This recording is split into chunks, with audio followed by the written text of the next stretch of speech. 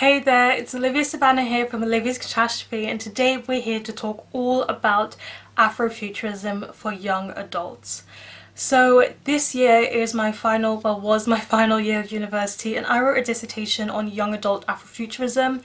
And I did promise to talk about it in videos, and I didn't know how to format it, how to do this, but we're just going to try and do it this way.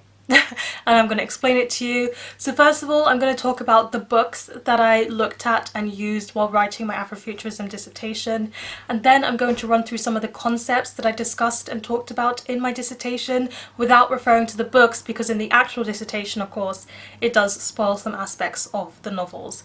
And hopefully by doing so we can talk about the books but also talk about the concepts. So first of all, I just wanted to spotlight a non-fiction book that was incredibly helpful to me while writing my dissertation. Of course, I had to do research and use other literary journals and sources and such, but I really appreciated Afrofuturism by Ytasha Womack. And if you're just wanting to learn more about Afrofuturism generally, I do recommend reading this one. Not only does it look at literature, but it looks at music, it looks at dance, it looks at different aspects of the culture, so you can hear from a range of artists and creators, but you can also see some of its use in literature. And it was just so clear and concise and to the point, and I really value non-fiction where, even though it's a textbook style non-fiction, I could read this very quickly and read my way through it. I enjoyed reading this and highlighting it and learning from it. So I definitely recommend this if you're looking for a non-fiction book about Afrofuturism. And then I focused on 4 US young adult Afrofuturist texts, and I drew examples from these books during my dissertation.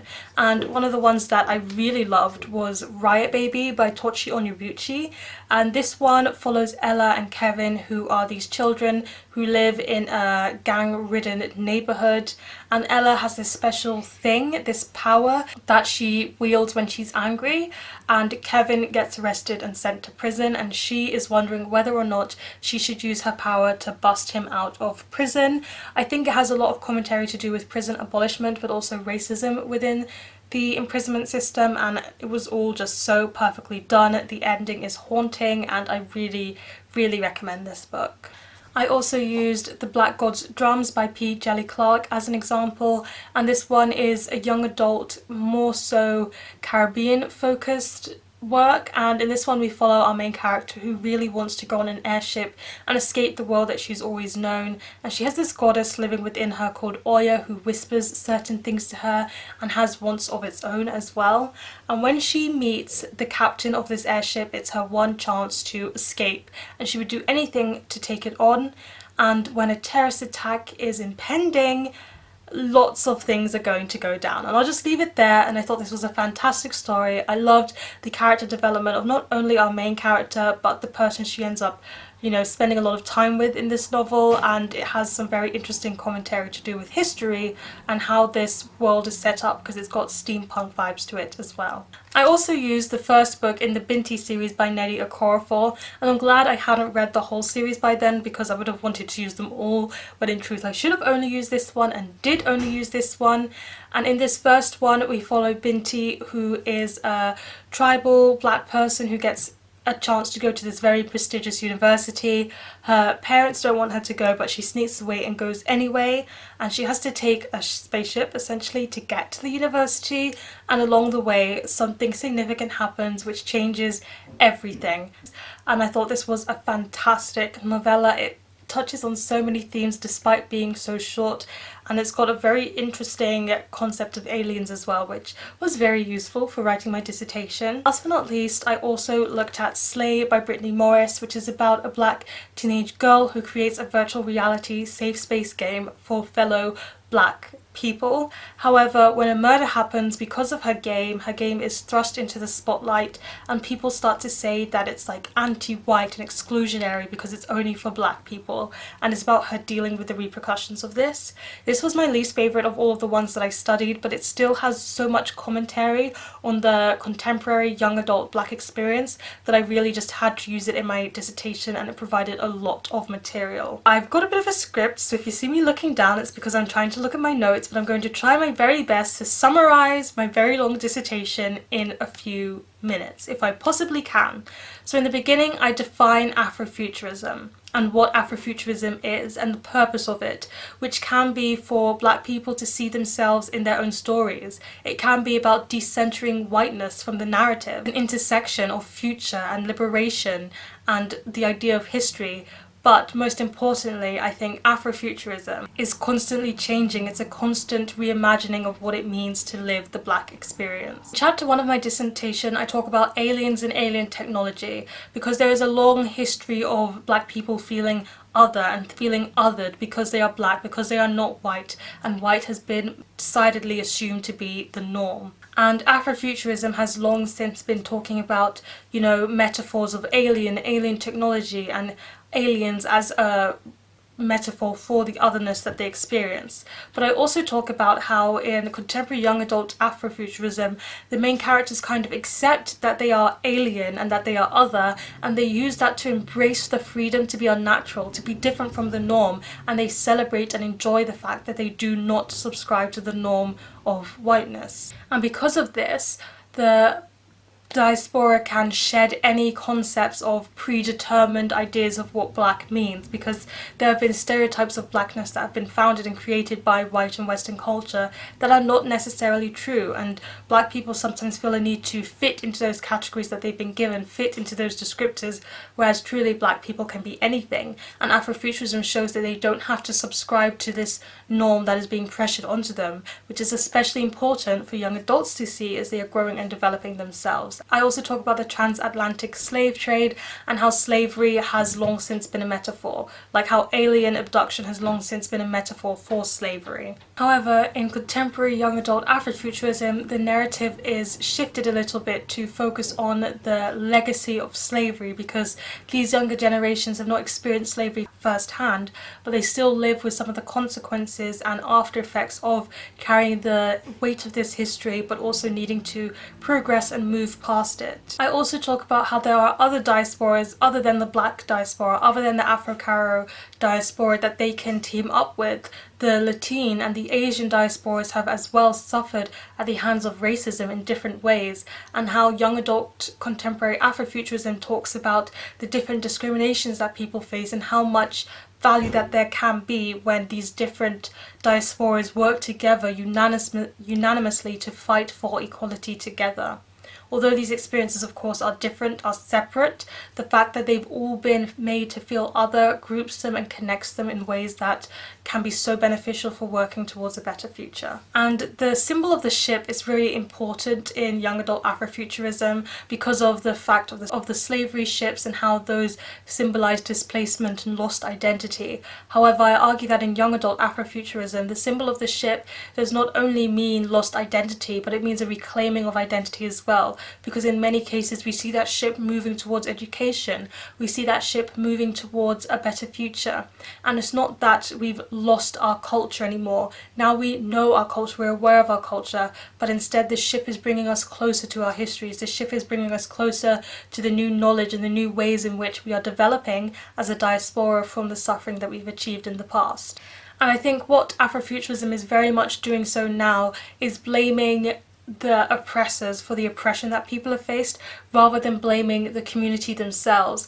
I think in classic Afrofuturism, sometimes there seemed to be an idea that if Black people worked harder or tried harder, they could have remembered and retained more of their history. But however, that is clearly not the case when you have to focus on survival and day-by-day living. And therefore now the narrative is putting that attention on the oppressors and saying, this is your problem. You need to fix that. This is what you've done for us.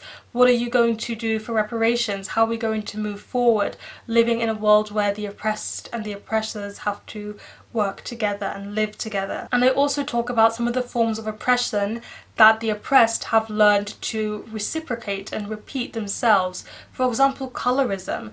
Things like colorism were definitely a way to desegregate the community itself, to make the diaspora turn against itself. Colorism and also Black elitism, thinking that you have to ascribe to a certain level of education or a certain attitude to be Black enough to be considered part of the community. that's definitely a problem. That's just a way of separating the diaspora and segmenting it so that they can never work in union with each other and fight the truthful issue of racism. And I talk about that a little bit in my dissertation as well. Then I talk about some of the contemporary consequences of historical slavery, and one of the ones I look at closely is prison abolishment, because there are a large percentage of black people in prisons providing free labour under consequences of their imprisonment. Some of these imprisonments are done unjustly, some of these imprisonments are very long, and of course there is the over-policing of certain areas so that they are more likely to end up in prison, alongside the fact that people are being tracked and conditioned even after their imprisonment sentence and having to fulfill certain requirements even after they have been released. Talk about and discuss ghettoization as an element of economic suppression and systemic racism, and how keeping the black community low on the economic scale, it's limiting their abilities to receive education and to receive good jobs and employment that will help them progress and move towards the enlightenment that they have been denied for so long. And then I talk about the concept of reclaiming. Now this was coined in an interview, I think with Maxine, where she talked about reclaiming her time, and I also learned about this more in Emma Dabiri's book Don't Touch My Hair. And I talk about the different things that the young adult Afrofuturism genre is encouraging black teenagers to reclaim. One of those is definitely language. Now we have what you call AAVE, which is African American Vernacular English, which is just a way that we talk. Well, I say we, the way that they talk, because I am not African American. And then you've also got Creole. Creole can be in different communities, so Jamaican Patois and, you know, Canadian Creole are not the same style of speaking, but you can have books that are written in these vernaculars to encourage readers to reclaim that language for themselves, to reclaim the way that they need to speak. Of course, in history it was an idea that you had to speak a certain way to be seen as just. You had to speak Queen's English with proper grammar and all of that jazz to be seen as closer to white and Western culture. However, that's not the case. And in some of these books we see the teenagers struggling with code switching and language switching depending on where they are and what they're doing. And I know that I do this myself, and it's very hard to turn off when it's, you know, automatic and what you've been ingrained to do, that with certain people you can speak a certain way and it's safe to speak a certain way. And I feel like there's one of these books where the character talks about how it's less about the ways in which we speak and the way that other people perceive us when we speak in a certain way, and that was just so true. I had to write about it. So not only is reclaiming language powerful, but when you get books that are published in that vernacular, it shows that you can be, you know, academic. You can have your own book out and speak in your vernacular and be just as justified. Reclaiming the concept of blackness, because there are stereotypes that have been put in place, as I said before, by white and Western culture on what it means to be black. I've been told, wow, I read a lot for a black girl. What does that even mean? What is that supposed to mean? Black people can travel, they can go anywhere, they can study anything. They don't just have to be good at sports. You know, black people can go into the writing industry. Black people can go into the, I don't know, culinary arts industry if they want to. We're not just good at sports and that's it. And some of these stereotypes have been really ingrained over the years, and it's talking about reclaiming the areas and the industries that people try to push us out of simply because of skin colour and race. Then I talk about the false idea of the diaspora, or one black person as a monolith.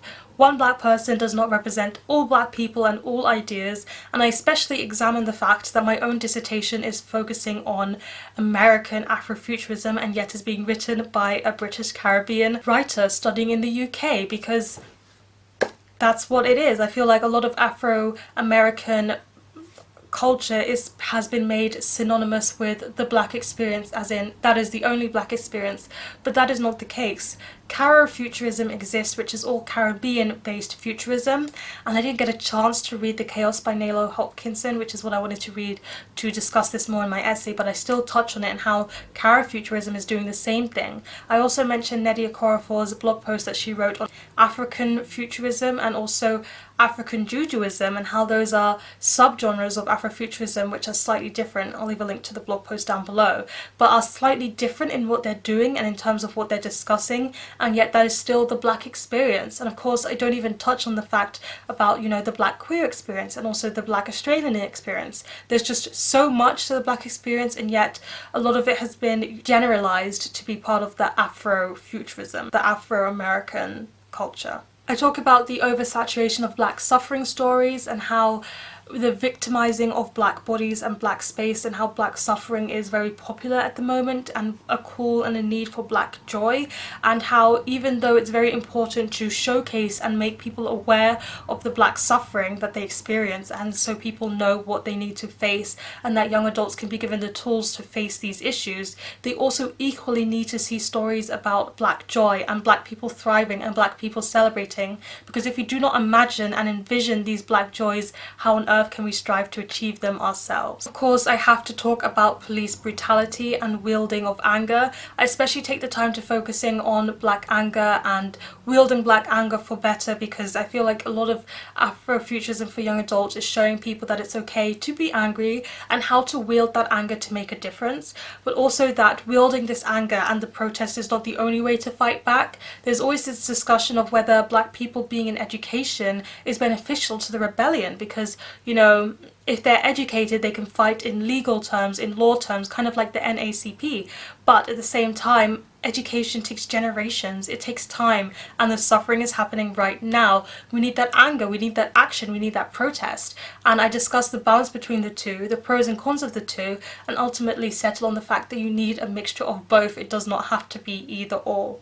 I also talk about police brutality and how an oversaturation of police brutality stories can lend into the black suffering popularity and oversaturation, and yet they're still incredibly necessary because of all the police brutality that we're seeing still going on today. And ultimately I talk about how these books give young adults quite a few tools that they can use to be part of the rebellion. It doesn't just have to be on the streets protest to be part of the rebellion. It can be learning, it can be being happy in yourself and celebrating your culture, it can be losing that shame, and it's just all of these elements combined.